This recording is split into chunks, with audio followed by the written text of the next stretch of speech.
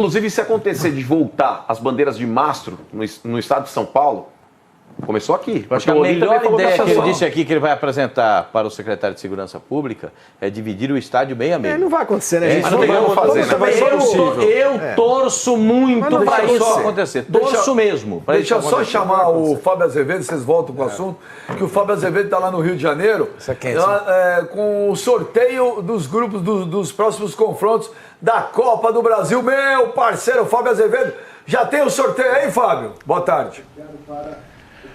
Boa tarde, Benja. Boa tarde, amigos do Fox Sport Rádio. Estou falando baixinho que eu estou aqui no auditório da CBF. Está começando agora, está rolando. Vou até sair de cena aqui para o Marquinhos, nosso cinegrafista.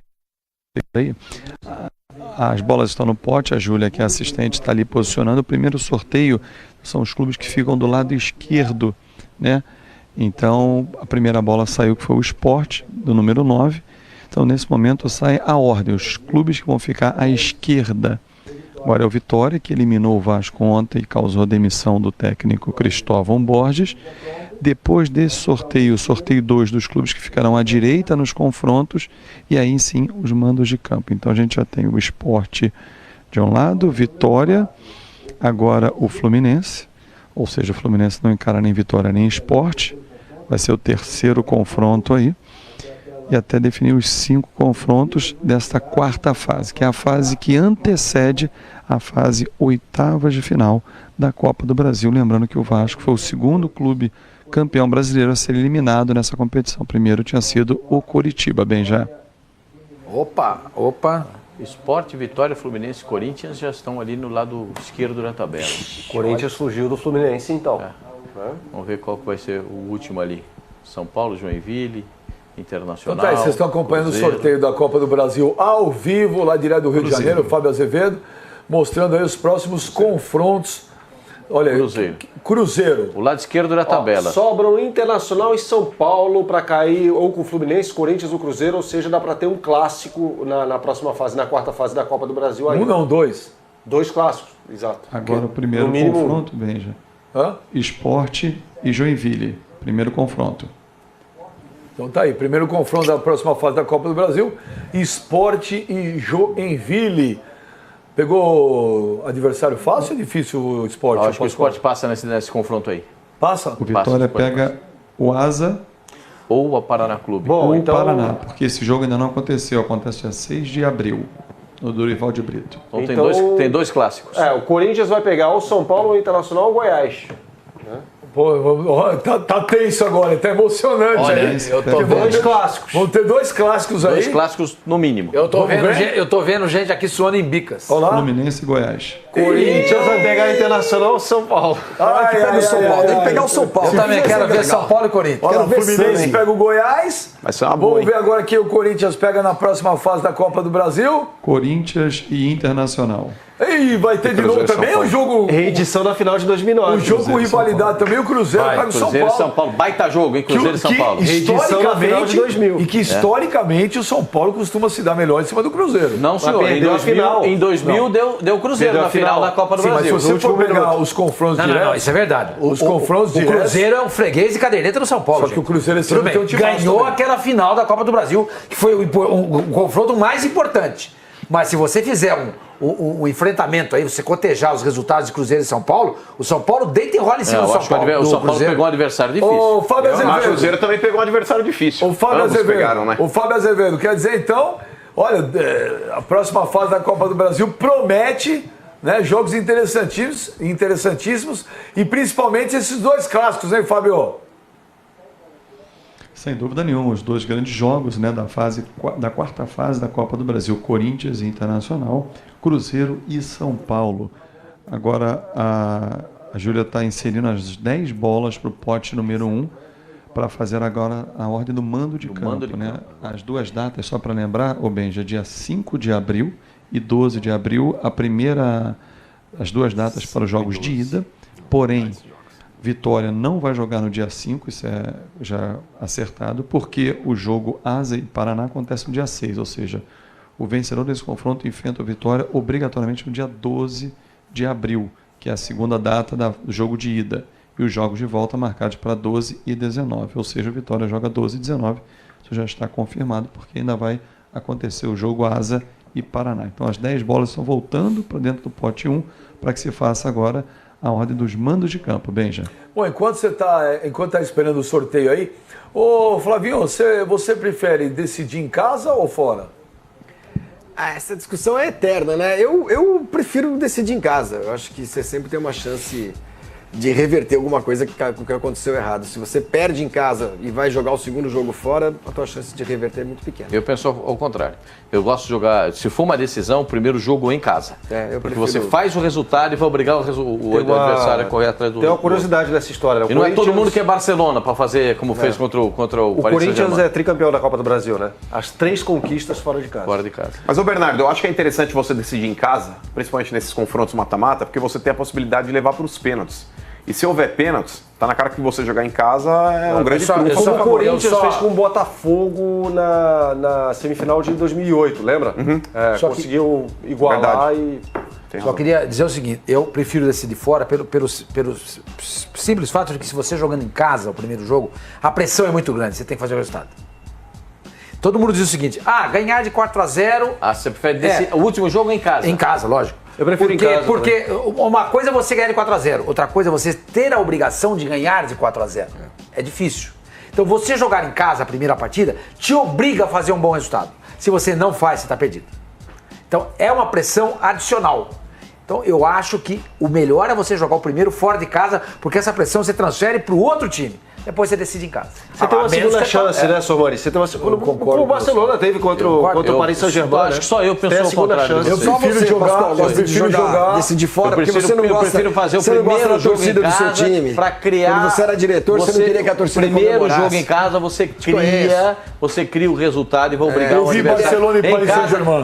Esse é uma pressão matadora. Mas sim, você como diretor de futebol, eu vi Paris Saint-Germain. Mas não é todo mundo que é Barcelona não, viu, Bonitão? Você como diretor de futebol, todo dia, não. Você queria que as coisas acontecessem bem longe da sua torcida. Quem? Você como diretor de futebol. Não, ou você era eliminado, entendeu? Não, mas eliminado lá longe. Não, meu time não era eliminado em coisa nenhuma, não. Meu time não era eliminado em coisa nenhuma. O Campanholo fala assim, os senhores estão equivocados. No confronto de mata-mata, o Cruzeiro leva vantagem sobre o São Paulo. Eu disse aqui, o Cruzeiro ganhou a Copa do Brasil. O mata-mata que eu me lembro, que é esse o mais importante. Copa do Brasil, final da Copa do deu Brasil Cruzeiro.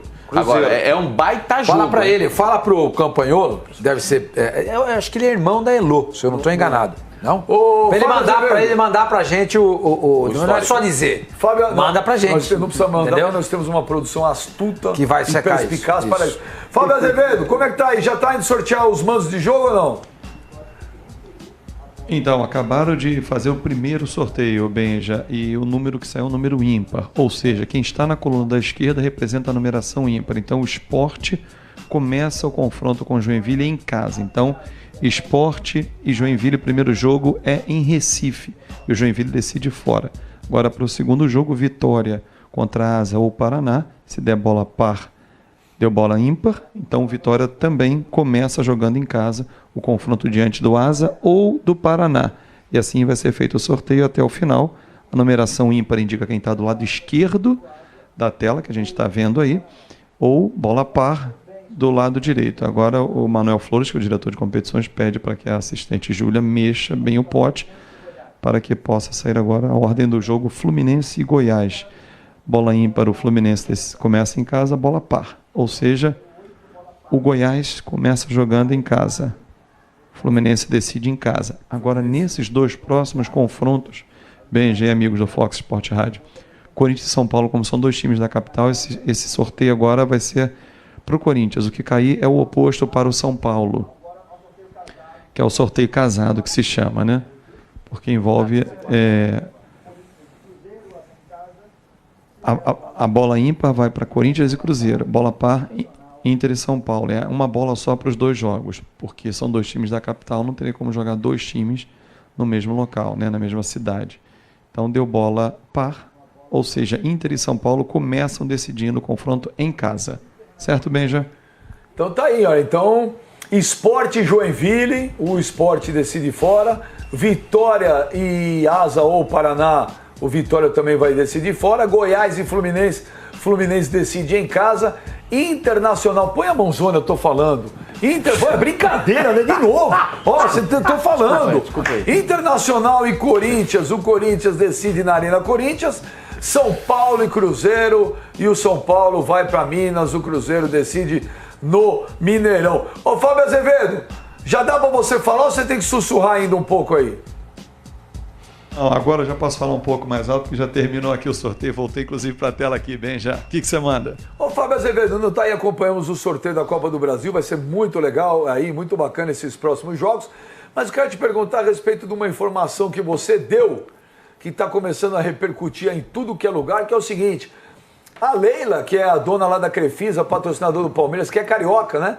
Você deu a informação que a Crefisa pode estar fechando patrocínio com o Vasco. Eles vão investir no Vasco também, ou Fábio Azevedo? Então, deixa eu desenvolver um pouco mais esse tema. Eu trouxe nas nossas redes sociais, já está no nosso site, no Fox Sports também. É o seguinte, Benja, tem havido uma procura, uma aproximação de alguns clubes junto à Crefisa. A Crefisa hoje é patrocinadora do Palmeiras. A Leila Pereira é torcedora do Palmeiras, mas ela é carioca, a família dela toda é do Rio de Janeiro. Ela cresceu indo ao Maracanã ver o Vasco jogar, porque o pai e os irmãos são vascaínos. Mas ela não tinha um time e quando foi para São Paulo, casou com um palmeirense roxo, como ela diz, e é palmeirense, é conselheira, enfim.